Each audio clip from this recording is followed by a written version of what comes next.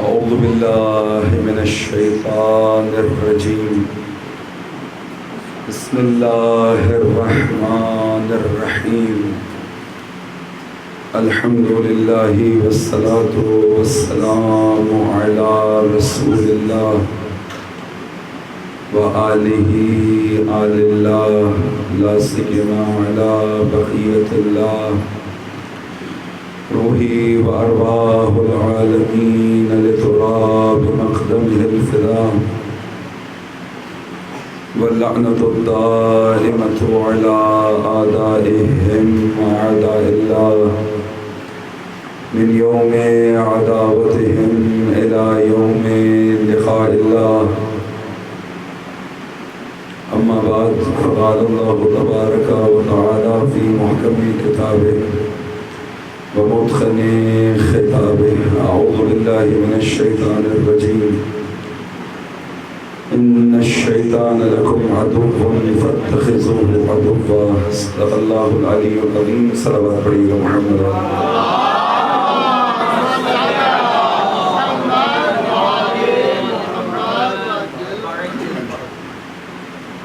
آپ اپنی سلامتی کے لیے خصوصاً زمانے کے امام کی سلامتی کے لیے بلند تر صلوات پڑھیے.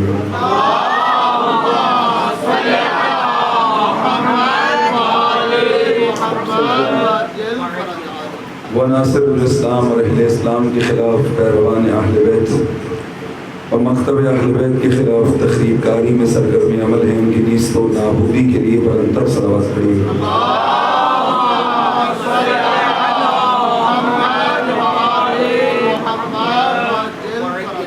عنوان گفتگو دشمن شناسی اور اس سلسلہ گفتگو کی چھٹی کڑی سے آج ہم متصل ہیں بارگاہ پروردگار میں. اس عنایت پر شکر گزار ہیں اور اسی کی بارگاہ سے اس جیسی مزید توفیقات کے طلبگار ہیں. خداوند متعال ہر اس چیز کو قرآن مجید میں ذکر کرتا ہے کہ جو ہدایت انسان کے لیے لازمی ہے. قرآن کتاب ہدایت ہے اور قرآن میں ہر خوش و تر موجود ہے. ہر خوش و تر سے مراد یہ نہیں ہے کہ سب کچھ قرآن سے ثابت کرنے کی کوشش کی جائے. جس نے قرآن کی اس آیت کو غلط سمجھا، نامناسب سمجھا، انہوں نے قرآن کی اس آیت سے استفادہ کرتے ہوئے اس طرح کے عجیب کام کیے کہ خود بھی مسخرے بنے اور قرآن کی بھی تضحیق کا سبب ہے. قرآن میں ہر خوش ہوتا رہے، کوئی قرآن سے مس کال ثابت کر رہا تھا. قرآن میں ہر خوش ہوتا رہے، کوئی قرآن سے علم نکالنے کا روٹ ثابت کر رہا تھا. جو قرآن میں ہر خوش ہوتا رہے، علم کا روٹ بھی ہے. علم نشرح لک صدرک، علم نکالو نشر سے صدر تک. یہ وہ تمسخر قرآن. قرآن میں ہر خوش کو تر ہے، یعنی جو ہدایت کے لیے ضروری ہے وہ سب کچھ ہے. جو خدا تک پہنچانے کے لیے ضروری ہے وہ سب کچھ ہے. جو تمہاری انسانیت کے لیے ضروری ہے وہ سب کچھ ہے. اس کائنات میں خدا نے وہ سب کچھ اگایا. زمین وہ سب کچھ اگاتی ہے جو تمہاری بدن کے لیے ضروری ہے، اور جو تمہاری روح کے لیے ضروری ہے وہ زمین کے لیے اگانا بس میں نہیں ہے، چونکہ روح زمینی نہیں ہے، روح عرشی ہے. لہذا خدا نے وہ دسترخوان بھی قرآن کی صورت میں بچھایا. مختلف طرح کی فصلیں، مختلف طرح کی منزلیں، رکوع، پارے، صورتیں ترتیب دی اور ہدایت کو جا بجا اس قرآن کے اندر رکھا.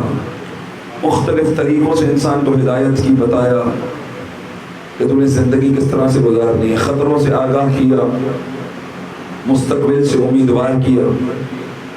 یہ کتاب خدا ہے، کتاب آسمانی.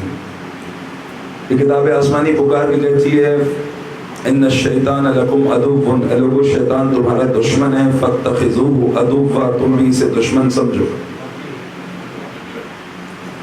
اگر تم شیطان کو دشمن نہیں سمجھو گے تو اس کا یہ اثر قطعاً نہیں ہوگا کہ شیطان تمہارا دوست بن جائے. شیطان تم سے دوستی نہیں کرے گا، وہ دشمنی کا حق ادا کرتا رہے گا. جب وہ دشمن ہے، قسم خوردہ دشمن ہے، تو تم کیوں اس سے دشمنی نہیں کر رہے؟ اور تم دشمنی کرو گے تبھی شیطان کو پسپا کر سکتے. اس لیے ادب سکھائے گا جب بھی کوئی کام کرو، ابتدا کرو کام کی. دیکھیے کتنا حساس ہے، کتنی حساسیت ہے اسلام کی دشمن سے متعلق، اور کتنی غفلت، اس کے کئی گنا زیادہ برابر غفلت ہے ہماری دشمن سے متعلق. جب بھی کوئی کام شروع کرو تو خدا کے نام سے شروع کرو، مگر کہا خدا کے نام سے قابل شیطان سے بیزاری سے شروع کرو. چونکہ یہ زبان خدا کا نام لینے کے قابل نہیں رہے گی اگر یہ زبان شیطان زدہ ہوئی، اگر یہ زبان دشمن زدہ ہوئی. اعوذ باللہ من الشیطان الرجیم، اے خدایا میں شیطان سے پناہ مانگتا ہوں. قرآن نے دشمن متعارف کرا ہے، شیطان تمہارا دشمن. اب ہم اس مرحلے گفتگو پر آ چکے ہیں. اب ہمیں وہ دشمن تلاش کرنا ہے کہ کون کون سی چیزیں دشمن ہیں. تعریف دشمن ہو گئی، دشمن شناسی کی وضاحت ہو گئی، اہمیت دشمن شناسی سمجھ میں آ گئی. اب اصلی دشمن ہے کون کون انسان کی. قاعدہ کلی بھی آپ کے ہاتھ آ گیا کہ جو آپ کی انسانیت کا دشمن ہے، جو آپ کی ہدف خلقت کا دشمن ہے، وہ آپ کا واقعی دشمن ہے. 4 رویے آپ کی خدمت میں کل عرض کیے تھے کہ انسانوں سے رویہ یا اولیاء والا رویہ ہے، دوستی کا رویہ ہے. لیکن یہ وہ دوستی ہے جو انسانوں نے انسانوں سے ڈائریکٹ قائم نہیں کی. ایک صلوات پڑھیں.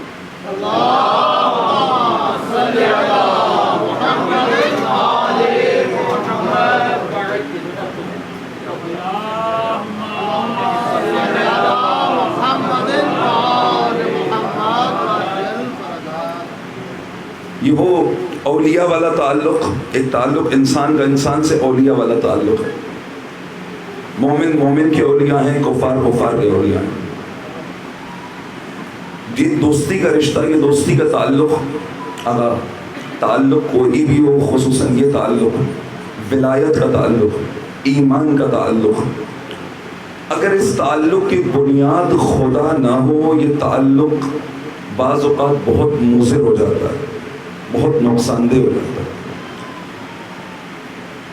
کب محبت کے تعلقات عداوت میں بدل جاتے ہیں؟ کہ جب اس تعلق کی بنیاد خدا نہیں ہوتا. بندے کا اپنا نفس، اپنی خواہش، اپنی خوشی ہوتی. دوستی کر رہا ہے کس بنا پہ؟ مزاج ملتا ہے. ممکن ہے کسی غلط نقطے پہ مزاج ملتے ہو.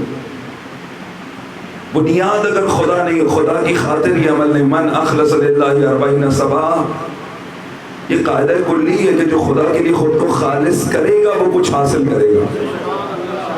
40 دن جس نے اپنے آپ کو خدا کے لیے خالص کر دیا، خدا اس کے دل سے، اس کی زبان پہ حکمت کے چشمے جاری کر دے گا. اخلاص کی برکتیں. یہ تعلق جو اولیاء والا تعلق ہے، دوستی والا تعلق ہے، مومن اور مومن کے درمیان ایمانی تعلق ہے، اس کی بنیاد بھی خدا ہوگا. اگر خدا بنیاد ہوگا پھر انسان صرف نظر، وہی کل جو عرض کیا تھا، دوست کے ساتھ 2 کام کرے گا. ایک اس کی مشکل میں کام آئے گا، دوسرا اس کی غلطی کو نظر انداز کرے گا، پردے ڈالتا پھرے گا.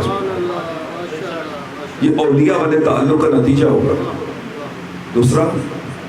دوسرا تعلق آدھا والا تعلق ہے. 2 لوگ ہیں، 2 انسان ہیں، 2 گروہ ہیں، ایک دوسرے کے عدو ہیں، دشمن ہیں. اس عداوت میں جس طرح دوستی میں بھی خلوص چاہیے، دوستی بھی خدا کے لیے چاہیے، اسی طرح عداوت بھی خدا کے لیے چاہیے. عدو تیر یا تلوار دشمن پہ چلے مگر چلے گی خدا کی خاطر. اور اگر علی علیہ السلام کی سیرت یہ کہ اگر دشمن پہ تلوار چلنی، قتل دشمن نہیں ہونا ہے، لیکن اس تلوار کو چلانے والا اگر خدا کی خاطر بھی چلائے اور تھوڑا سا اس میں اپنا غصہ بھی ڈال دے تو علی اس غصے کی آمیزش کو شرک جانتے ہیں، خدا کی بارگاہ میں بے ادبی جانتے ہیں. کہ یہ بے ادبی ہے کہ انسان خدا کی بارگاہ میں جائے اور اپنی دشمن خدا کو مار رہا ہے، عداوت کر رہا ہے، لیکن عداوت میں بھی خلوص چاہیے، دشمنی بھی خدا کی خاطر۔ اب ہم دیکھیے غور کرتے چلیں کہ ہماری دشمنیاں، ہماری عداوتیں اور ہماری دوستیاں اور ہمارے تعلقات کس قسم کے ہیں؟ کیا ان دوستیوں عداوتوں میں خدا ہے کہیں نہیں؟ کہ خدا کی خاطر ناراضگیاں ہیں؟ کہ خدا کی خاطر تعلقات ہیں؟ کہ خدا کی خاطر قربتیں ہیں؟ ظاہر رسول اللہ صلی اللہ علیہ وآلہ وسلم سے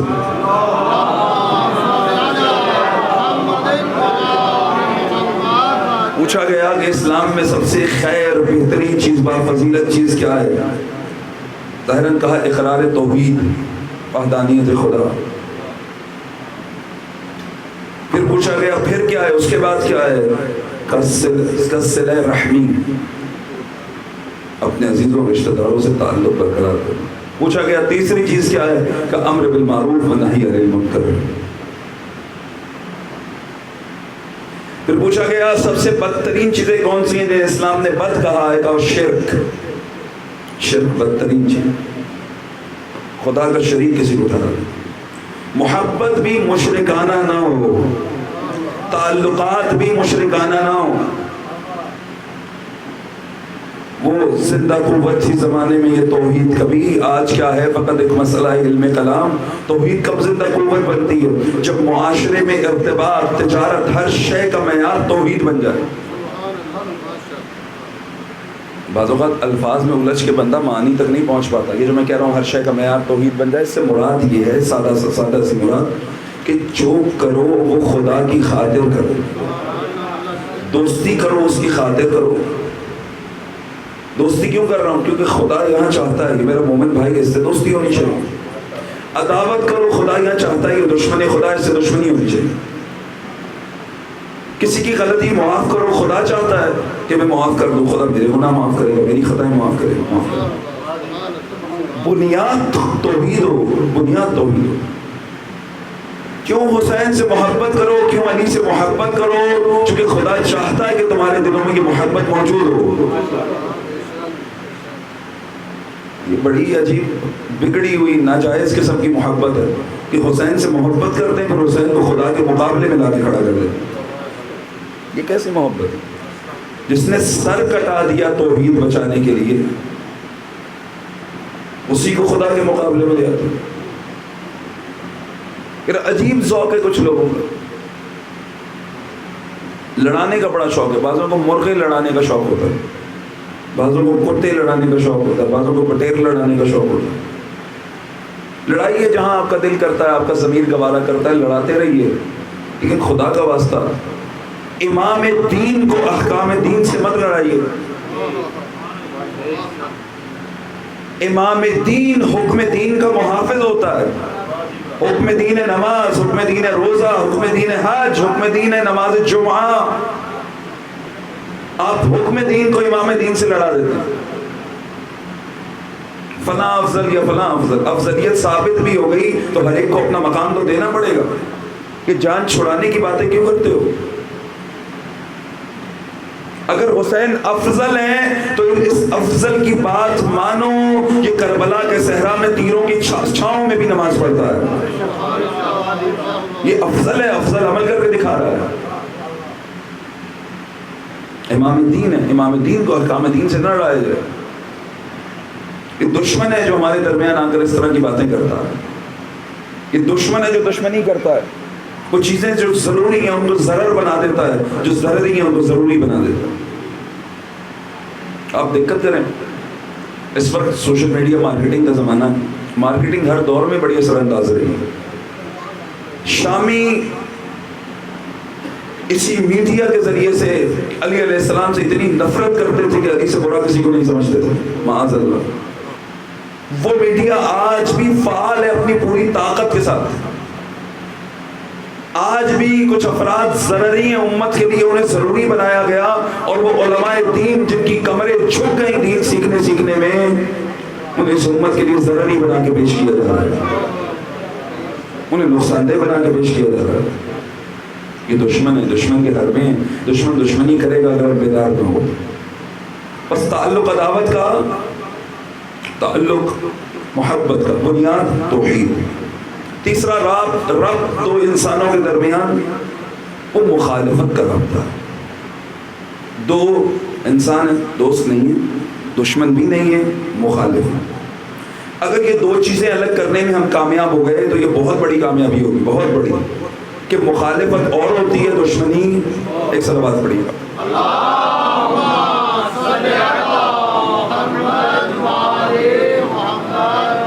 پھر بھی بلند صلوات پڑھیے گا۔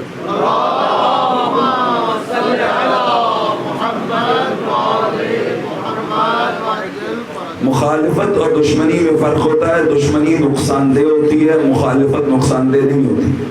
الفاظ اور بہتر کروں اپنے، دشمن سے دشمنی فائدہ مند ہوتی ہے، مخالف سے دشمنی نقصان دہ ہوتی ہے۔ مخالف سے دشمنی کریں گے، مخالف کے پاس دو آپشن ہوتی ہیں، حامی بھی ہو سکتا ہے، دشمن بھی ہو سکتا ہے۔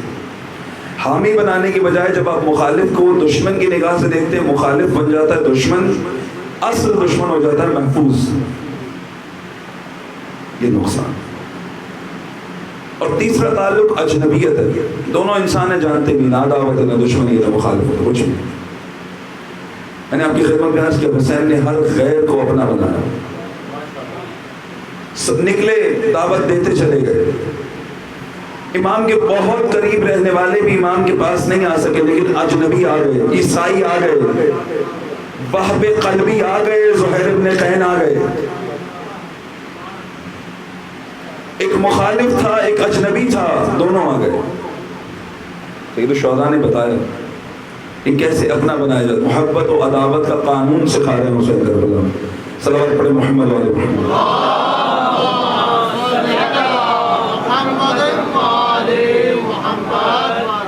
قانون عداوت و محبت سکھا رہے ہیں۔ اگر مخالف کو دشمن کی جگہ دے دو گے، دشمن محفوظ ہو جائے گا۔ دشمن محفوظ ہو گیا، تمہارے اندر دشمنی کی قوت موجود ہے، تم ہر ایک کو، ہر جعلی دشمن کو اپنا دشمن بناتے پھرو گے۔ معصوم سے پوچھا گیا اصلی دشمن کون ہے؟ کہا اصلی دشمن امیر شام نہیں ہے، اصلی دشمن تمہاری جہالت ہے۔ جہالت اصلی دشمن۔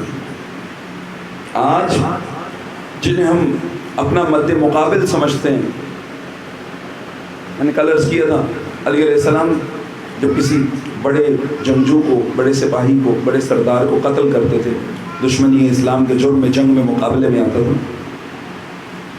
تو کئی مرتبہ ان کے گھر والوں نے فخر کیا کہ شکر ہے یہ علی کے ہاتھوں قتل ہوا، کسی چھوٹے پہلوان کے ہاتھوں مارا نہیں گیا۔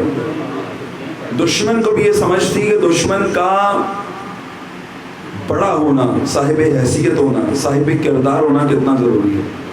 اگر دشمن صاحب کردار ہو، صاحب کردار سے مراد البتہ کہ دشمن زیرک ہو، دشمن واقعی صحیح دشمنی جانتا ہو، جتنا دشمن چالاک ہوگا اتنا اس سے دشمنی کرنے کا لطف آتا ہے، اور اتنا دشمنی کے نتیجے میں آپ مضبوط ہوتے ہیں۔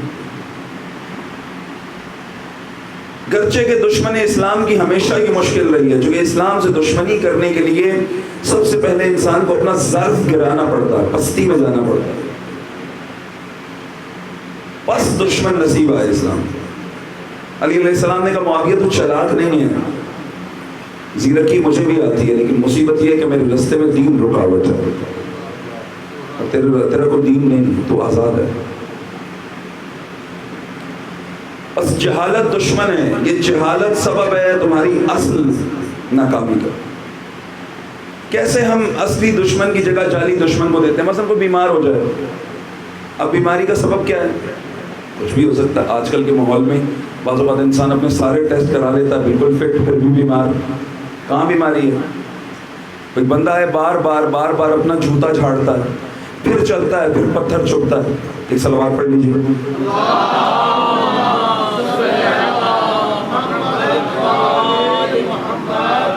پھر چلتا ہے، پھر پتھر چبھتا ہے، پھر جوتا جھاڑتا ہے، پھر جوتا جھاڑتا ہے۔ تو بھائی جب جوتا جھاڑنے سے پتھر نہیں نکل رہا ہے، اس کا مطلب ہے کنکر جراب میں ہے، جوتے میں نہیں ہے۔ جراب جھاڑو، پھر نہیں چبھے گا۔ بعض اوقات ہم یہی کام کر رہے ہیں، مشکل ہوتی کہیں اور ہے، ہر کہیں اور ڈھونڈ رہے، بیمار ہو گئے، بیماری کی وجہ کیا ہے؟ سارے ٹیسٹ کرا لیے سب پورے. او بھائی یہ تو آپ نے جسم کے ٹیسٹ کرائے ہیں، آپ نے دماغ کا ٹیسٹ کرایا ہے. اس جسم کے باقی اعضاء کو تو آپ اتنا استعمال نہیں کرتے جتنا اس کو استعمال کرتے ہو، بلکہ اگر جسم کا کوئی عضو دباؤ میں ہو تو سب سے زیادہ دباؤ یہ ذہن محسوس کرتا ہے. انزائٹی، ڈپریشن اس کو ہوتا ہے، اور یہ جب دباؤ میں آ جائے تو پھر جسم میں مختلف تبدیلیاں ہونے لگتی ہیں، پورا سسٹم بدل جاتا ہے. آپ اپنے دماغ کو سکون میں لانے کے بجائے، کسی دماغ کے ڈاکٹر کو چیک کرانے کے بجائے، کسی سائیکیٹرسٹ سے ملنے کے بجائے دوڑ کے جاتے ہو جن بابے کے پاس، بابا جی جن آ گیا نکال دو. مجھے بتاؤ یہ جن بابا جو آپ کے ساتھ حرکتیں کرے گا، در واقع یہ جن بابا آپ کا دشمن ہے یا آپ کی جہالت آپ کی دشمن ہے؟ ہفتے کو شادی نہ کرنا، اتوار کو فلاں کام نہ کرنا، جمعے کو یہ نہ کرنا، پیر کو وہ نہ کرنا،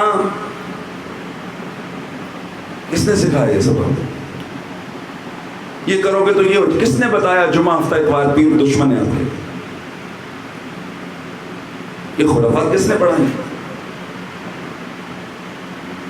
ہمارے استاد کہا کرتے تھے خدا نے 4 کتابیں نازل کی، کتابیں پڑھانے کے لیے انبیاء بھیجے، انبیاء کے ساتھ بھیجی کتاب، اور آخری کتاب کے محفوظ رہنے کا ذمہ بھی خدا نے خود لیا. کام نے آسمانی نازل کردہ صحیفوں اور کتابوں کو نظر انداز کر دیا. ایک کتاب جو ہندوستان نے نازل کی اس پہ بڑی پابندی سے عمل شروع کر دیا، اسے جنتری کہتے ہیں. جو بھی کام کرنے لگے تو پہلے دوڑ کے دیکھو نیک ہے یا بد ہے، دن برا ہے یا دن اچھا ہے. علی سے نہیں پوچھ لینا دن برا یا اچھا ہے، کیونکہ علی سے پوچھو گے تو علی یہ نہیں کہیں گے جنتری دیکھو، علی کہیں گے خود کو دیکھو. اگر معصیت کیے دن برا ہے، اطاعت کیے دن اچھا ہے.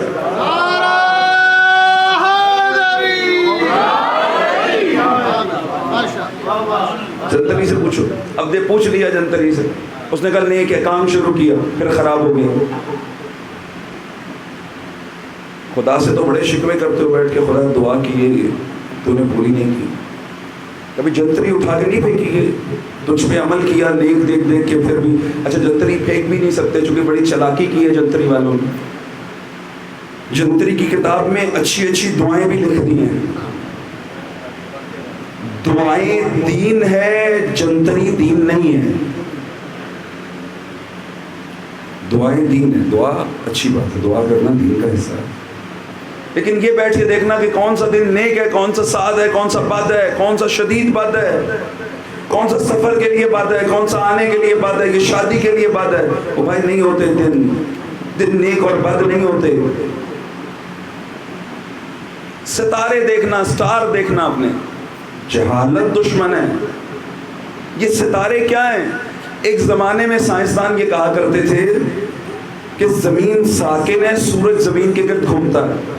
اہل کلیسا، علماء عیسائیت، کلیسا کی حکومت، وہ کہتے تھے ہم اولیاء اللہ، ہم احباء اللہ، ہم زمین پہ رہتے ہیں. بھلا یہ زمین طواف کر سکتی ہے؟ سورج گھومتا ہے. ایک سائنسدان نے اس وقت نظریہ دیا، کہا کہ زمین گھومتی ہے. پکڑ لیا کلیسا نے، اس کے قتل کا کہا اگر اپنا فتویٰ نہیں بدلے گا قتل کر دیں گے. کہا تمہارے کہنے پہ میں کہہ دیتا ہوں کہ سورج گھومتا ہے، لیکن میرے کہنے سے سورج نہیں گھومے گا، گھومتی پھر بھی زمین ہی ہے. یہ جو سورج گھماتے تھے زمین کے گرد، انہوں نے خلا میں سورج کے لیے چند خانے فرض کیے ہوئے تھے خود ہی فرضی طور پر. سورج کی ایک حرکت ہے، کتنے دن کی ہے جی؟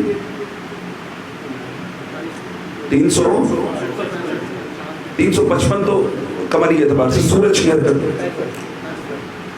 یہ سورج کی حرکت ہے، اس کے مطابق 12 خانے. اور اس زمانے میں علامت سمبلز چلا کرتے تھے، لہذا کچھ جانوروں کے سمبلز اس کے ساتھ اٹیچ کر دیے گئے، اور یہ بن گئے مختلف خانے کہ سورج اب اس خانے میں، خلا میں، خانے خلا میں ہے نہیں ہے کہیں بھی، اس خانے میں ہے، پھر اس خانے میں، پھر اس خانے میں، اور اس کے ساتھ ایک ایک علامت ہے. پھر اس علامت کی کچھ خصوصیات بھی لکھ دی گئی. او بھائی الف ہی باطل ہو گیا، سورج گھومتا ہی نہیں ہے. نہ سورج گھومتا ہے، نہ کوئی خانہ ہے، نہ کوئی علامت ہے. تیری تقدیر ابھی بھی ستاروں میں پھنسی ہوئی ہے. رسول اللہ نے یہ جہالت کتنی بڑی دشمن ہے. رسول اللہ کے فرزند دنیا سے چلے گئے, ایک دم سورج گرہن کے چاند گرہن ہوا. رسول اللہ نے فوراً سب کو جمع کیا اور جمع کر کے کہا یہ غلط چیز آپس میں ملا مت دینا, میرے بیٹے کے جانے کے اسباب اور ہیں, چاند گرہن کے اسباب اور ہیں. خرافات کا خاتمہ کیا, نہ ملاؤ اس طرح کی چیزوں کو.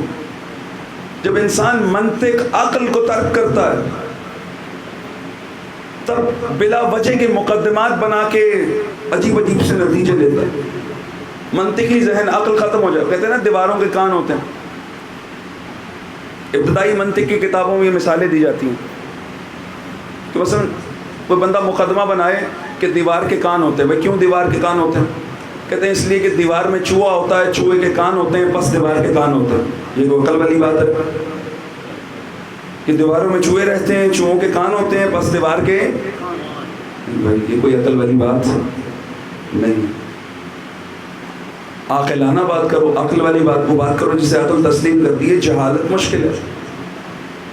آپ کے اندر جن نہیں ہے, آپ کے اندر ایک جہالت ہے. اس جہالت کو باہر نکال دیجئے, آپ اطمینان سے زندگی گزارنا شروع کر دیں گے. جہالت علم سے دور نہیں ہوتی, بصیرت سے دور ہوتی ہے. دقت کیجیے. ممکن ہے ایک انسان بہت پڑھا لکھا ہو, عالم ہو, فقیہ ہو, مگر ہو جاہل. یہ ممکن ہے کیونکہ علم نورانیت ضرور پھیلاتا ہے. انسان پڑھ لکھ جائے, اگر واقعی نورانیت علم آ جائے جہالت دور ہو جاتی ہے.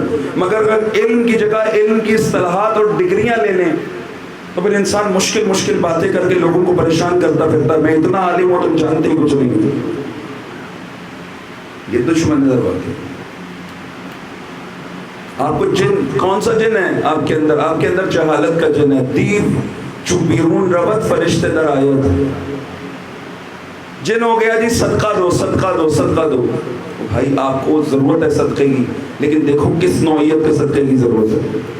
آپ نے 10 روپے کا صدقہ اتار کے جان نہیں چھڑانی. کہا گھر کا ماحول ٹھیک نہیں ہے, حالات ٹھیک نہیں ہیں, دوستیاں ٹھیک نہیں ہیں, تعلقات ٹھیک نہیں ہیں, تو صدقہ دینے کی ضرورت ہے. کیسا صدقہ؟ رسول اللہ فرماتے ہیں کہ دوسروں کو مسکرا کے دیکھو, ان کے چہروں پہ مسکراہٹ آ جائے, یہ صدقہ ہے.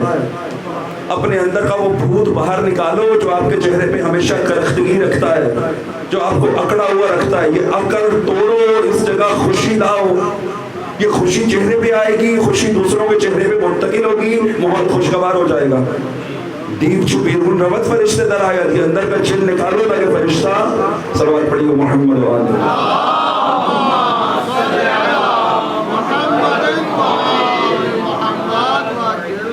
بس جہالت دشمن ہے, جہالت دشمن ہے. پتہ بہت بڑا عالم ہے لیکن شعور نہیں ہے, بصیرت نہیں ہے, جانتا نہیں.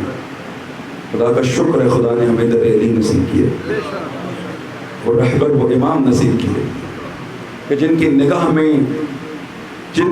میں نہ راہ مبہم ہے نہ دشمن مبہم ہے. جو راہ بھی بہترین جانتے ہیں, جو ہدف اور مقصد بھی بہترین جانتے ہیں, اور جو دشمن کو بھی بہترین پہچانتے ہیں. اور انہی کی تعلیم دل, جو قیادت, جو رہبریت آج خدا نے ہمیں عطا کی زمانہ غیبت میں, بحمداللہ اس کا بھی کوئی ثانی نہیں ہے. وہ قیادت جو آج تشیع کی عزت اور سربلندی کا سبب ہے, وہ نظام امامت اور ولایت جسے سب نے کتابوں میں رکھا اور امام خمینی نے کتابوں سے نکال کے مملکت کا نظام بنایا. ولایت کی برکتیں ہیں کہ ہر ظالم طاقت اس میں سرنگون ہے, اور پوری کوشش ہے کسی طرح اس انقلاب سے, انقلابی رہبر سے اور اس رہبر کی باتوں سے امت کو دور کر دیا جائے. کبھی کوئی یہ ایرانی ہے, کبھی سنی کو کوئی یہ شیعہ ہے, شیعہ کو کوئی یہ ایرانی ہے. او بھائی, ہم اہل اسلام ہیں. اسلام ان سرحدوں کو مانتا ہی نہیں ہے جنہیں تم نے قائم کر رکھا. اسلام نے صرف ایک سرحد قائم کی ہے, اور وہ سرحد ایمان اور نفاق کی سرحد ہے. وہ سرحد یزیدیت اور حسینیت کی سرحد ہے. اس کے علاوہ کوئی سرحد قائم نہیں کی اسلام نے. یہ دنیاوی ضروریات ہیں کہ تمہیں قبیلوں میں بانٹ دیا, قوموں میں بانٹ دیا, کیوں؟ تاکہ تمہارا تعارف ہو جائے. بس یہ قبائل تعارف کے لیے, یہ ممالک تعارف کے لیے. اپنے ملک کی حفاظت کرو. اگر یہ ملک اسلام کے نام پر لیا ہے, اگر اس کے ذریعے سے اسلام کا وقار ہوتا ہے. اگر اسلام نکل جائے تو مملکت کی کوئی قیمت نہیں ہے. یہ قیادت آج تشیع کو میسر ہے، لیکن پھر وہی جہالت، پھر وہی جہالت. ہر چیز جو مضبوطی کا سبب ہے اس کو توڑنا ہے. مرکزیت کے خلاف قیام کرنا سب سے بڑی جہالت ہے. اگر مرکز، علی علیہ السلام فرماتے ہیں اپنی فوج سے، اپنی زندگی میں خطاب کرتے ہوئے، اے لوگو تم ہار جاؤ گے، علی موجود ہے، ہار جاؤ گے. وہی علی جس کے بارے میں رسول کہتے ہیں علی تو اور تیرے شیعہ کامیاب ہیں، وہ علی موجود ہے، تم ہار جاؤ گے. وجہ یہ ہے کہ دشمن کے مراکز آباد ہیں، تمہارے مرکز ویران ہیں. تم مرکزیت پہ حساسیت نہیں دکھاتے ہو.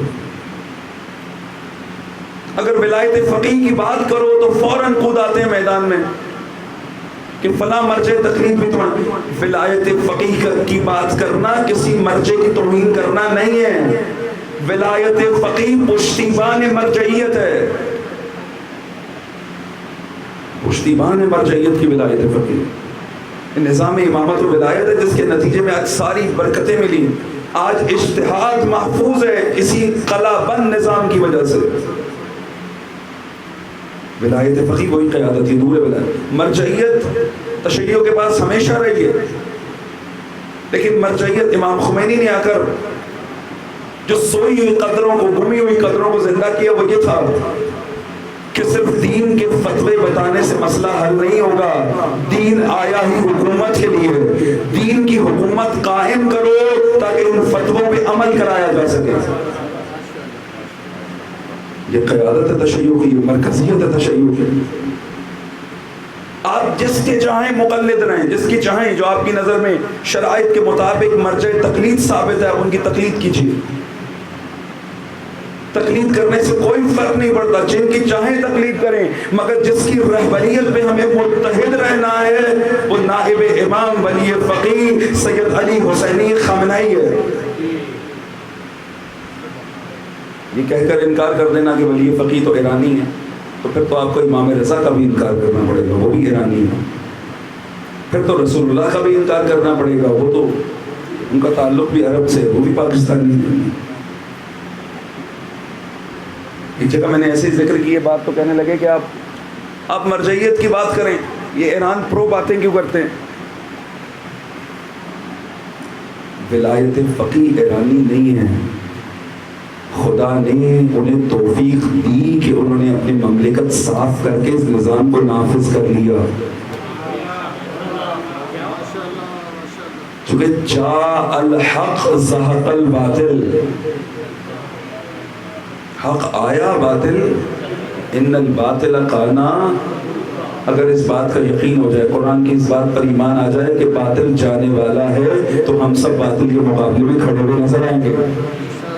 حق آ جائے گا، اگر عزم کر لیں، اگر یقین ہو جائے کہ باطل جانے والا ہے، اہل حق باطل کے خلاف کھڑے ہو جائیں، حق قائم ہو جائے گا، باطل چلا جائے گا. یہ طاقت ہے. لیکن جہالت جہالت جہالت ہر شرف کو، ہر عزت کو اس سے دور. عزاداری طاقت ہے. کیا حل کر دیا عزاداری کو؟ دشمنی، مسلسل دشمنی. حسین نے قیام کیا یزید کے خلاف کا، اگر میں نے یہ قیام انجام نہ دیا تو یزید انسان رہنے دے گا، انسانیت مار دے گا. ایمان کا نام رہنے دے گا، ایمان کی روح مار دے گا. پھر معیار فضیلت کچھ اور بن جائے گا دنیا میں اگر یزید حاکم رہا، اگر یہ دشمن حاکم رہا. یزیدیت سب سے پہلا حملہ، اب یزیدیت سے مراد یزید ابن معاویہ نہیں ہے بلکہ ہر یزید، یزید کا باپ، اس کا باپ اور ہر زمانے میں آنے والا فرعون یزید ہمیشہ امت کی واقعی مرکزیت کو کمزور کرتے ہیں تاکہ اپنی جعلی حکومت قائم کر سکیں. مدد کون کرتا ہے؟ مدد کرتا ہے جاہل اور بے شعور کہ جو دین کو آج بھی محدود سمجھتا ہے. صلوات پڑھیں.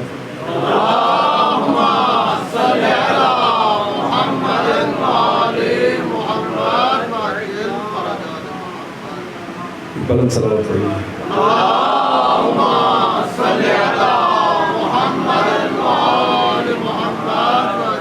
دشمن شناس نہ ہوئے دشمن تم سے رہبر چھڑا دے گا.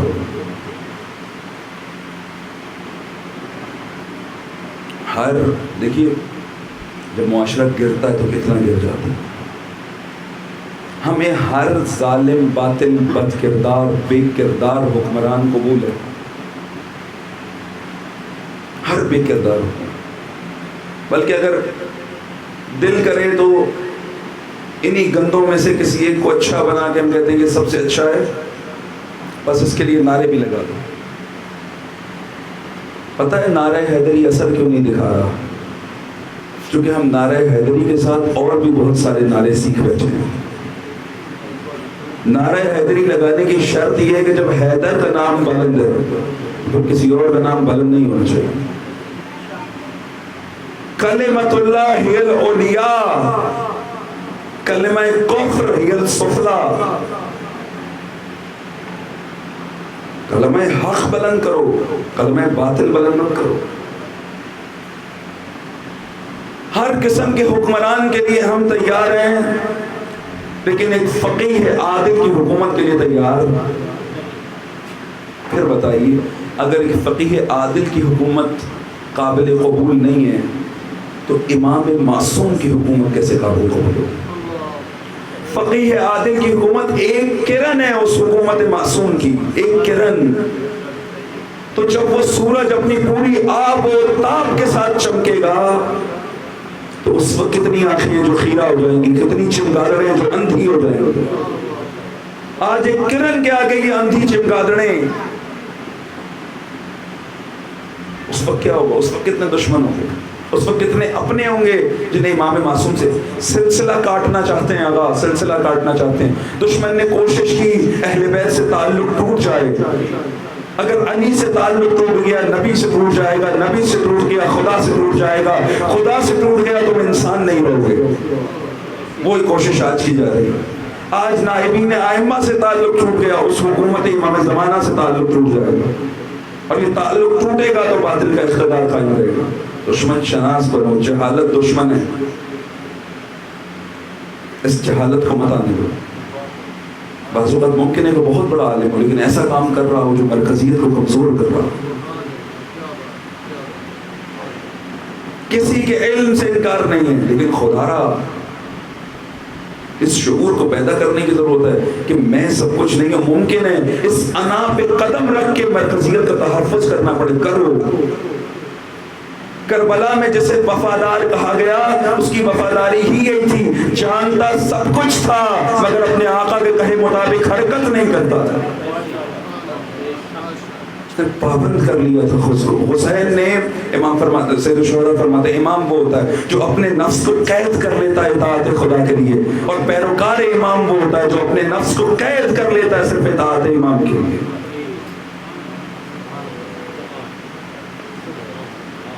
جہالت دشمن ہے اور اس دشمن سے محفوظ رہنا. یہ ایسی دشمن ہے کہ ہر دوست کو دشمن بنا دیتی ہے.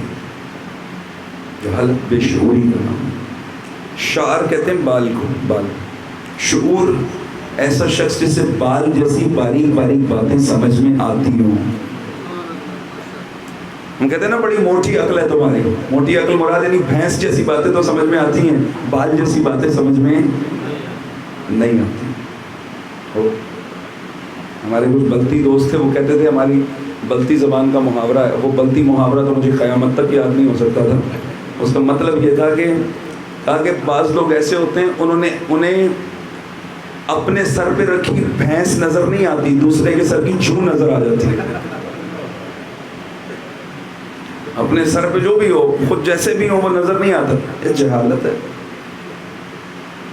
جاہل ہمیشہ دوسروں کے بارے میں بات کرے گا، باشعور ہمیشہ اپنی پرواہ کرے گا. جب بھی دیکھے گا بڑا کون ہے، خود کو سب سے چھوٹا پائے گا، باقی سب کو بڑا دیکھے گا. کیا پتا یہ اس میں یہ کوالٹی ہے، اس میں وہ کوالٹی ہے، خود کو بھی.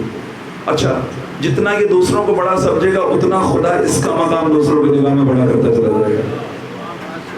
کیونکہ یہ مسلسل اس کام میں لگا ہوا ہے کہ اپنے کو سوارے، اپنے کو سجائے. ہمارے ایک دوست ہے مدرسے میں، آج کل بہت میں قوم میں ہوتے ہیں، ابھی تبلیغ کے لیے، خدا تمام خطبہ کی حفاظت کرے. میرے ساتھ ایک کمرے میں رہتے تھے، مجھ سے سینئر تھے 3-4 سال، دوستی ہو گئی تو مجھے کہنے لگے کہ میرا کام کریں گے. میں نے کہا کیا؟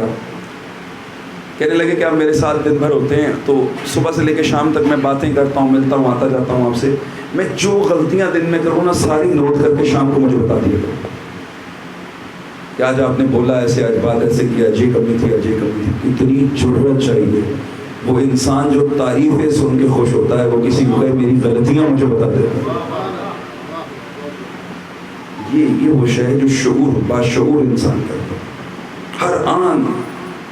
ہر آن ہر لحظے خطا سے خود کو بچاتا ہے، اور اگر خطا ہو جائے خدا کی بارگاہ میں خطا ہو فوراً گر کے توبہ کرتا ہے. کسی بندے کی بارگاہ میں کسی بندے کا دل توڑ دے، جانتا ہے اگر خدا کا حکم نہ مانا تو پھر معاملہ میرا اور خدا کا ہے، لیکن اگر بندے کا دل توڑ دیا پھر خدا بڑا سخت ہے اس معاملے. خدا کو راضی کرنا تو بڑا آسان ہے، بندے کو راضی کرنا بھی مشکل ہے. شعور انسان کو اپنی پرواہ کرنا سکھاتا ہے، لیکن خودخواہی والی پرواہ نہیں. باشعور انسان دوسروں کے معاملے میں، دوسروں سے رویے میں بڑا نرم ہوتا ہے. یہ شعور ہی ہے جو انسان کو یہ بتاتا ہے کہ اپنوں کے ساتھ نرم دل رہنا، دشمن کے مقابلے میں شدید اور شدت دکھانا، سخت رہنا.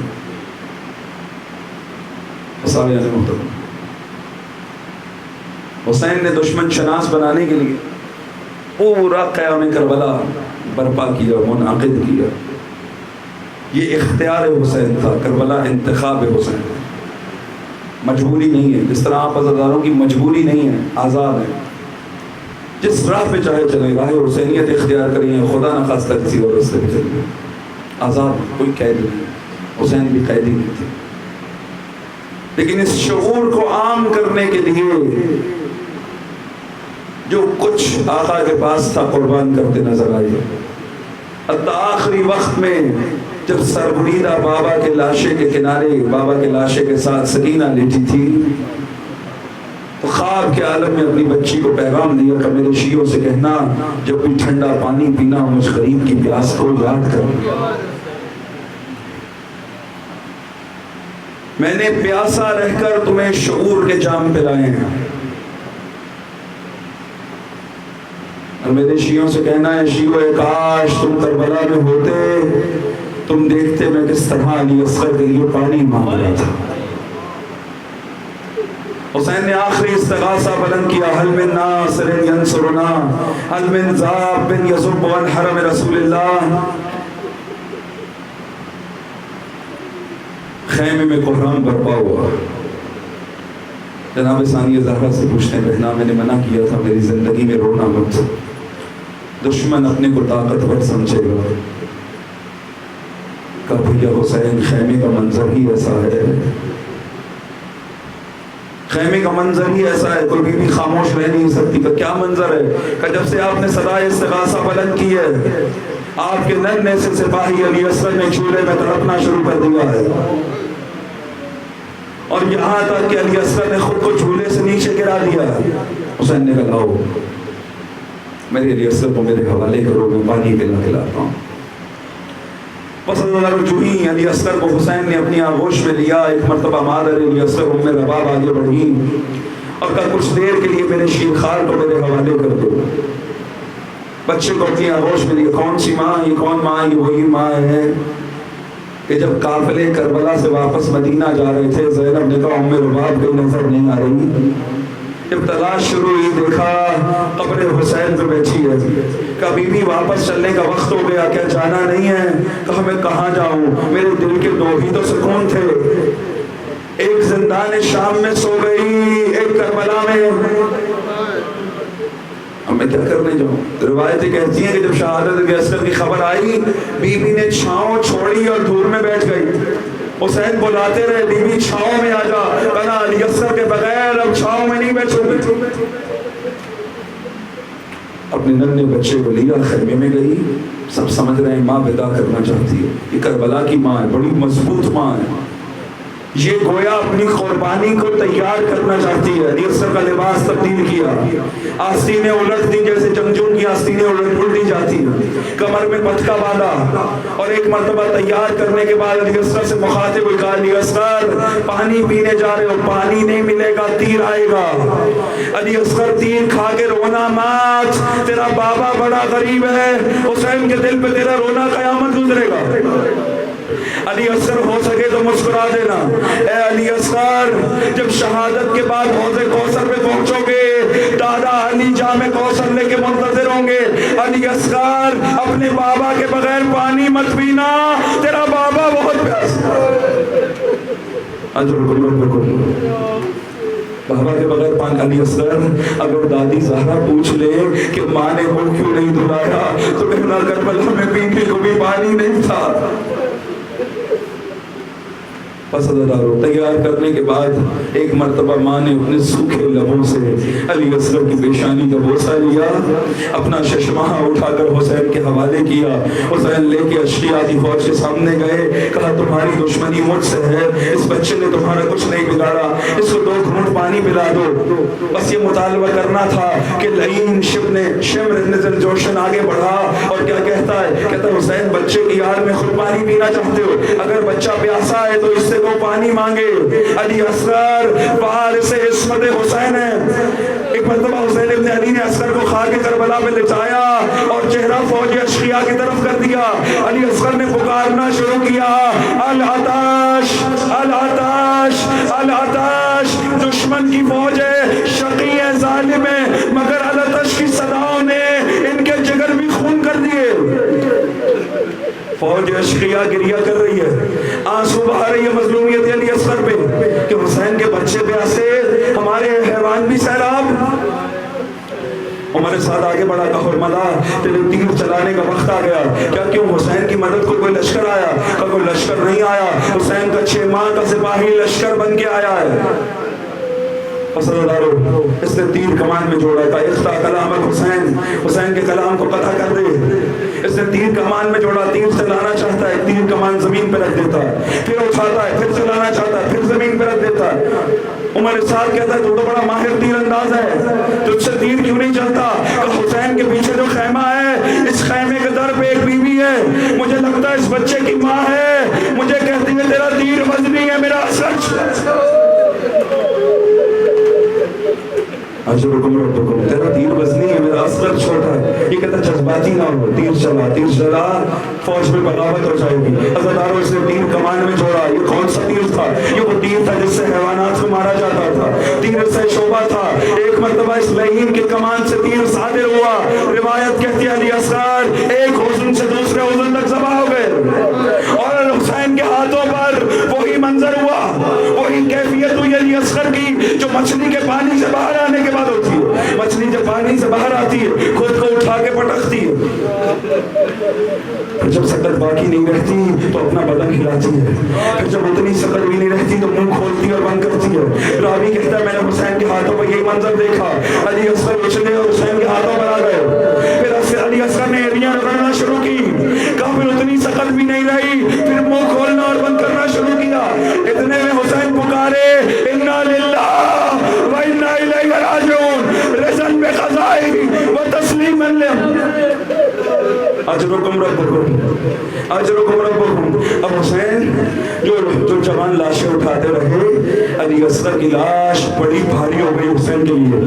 یہ لاشا نہیں اٹھتا, بار بار خیمے کی طرف جاتے, بار بار لوٹ کے آتے, بار بار خیمے کی طرف جاتے, بار بار لوٹ کر آتے, اور منہ کہتے چلے جاتے ہیں انا للہ و انا الیہ راجعون.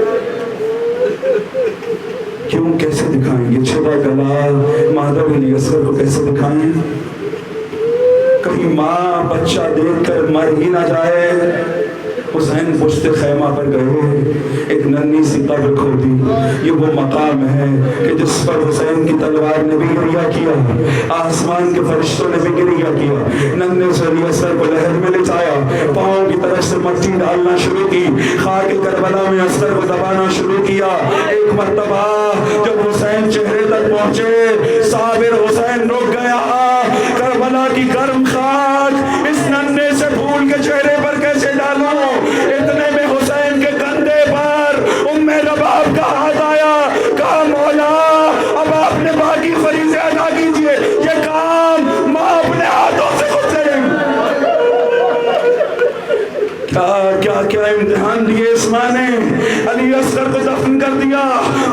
شام غریبہ آئی اور ملا کہتا ہے جسے میں نے تیر مارا تھا وہ میرا شہید نہیں ہے، اس کا سر نہیں ہے، بس اعلان کر دیا گیا جو علی اصغر کو ڈھونڈ کے لائے گا انعام دیا جائے گا۔ یہ ظالم گھوڑوں پر سوار ہوئے، ہاتھوں میں نیزے پکڑے، پشت خیمہ پر نیزے مارنا شروع کیے۔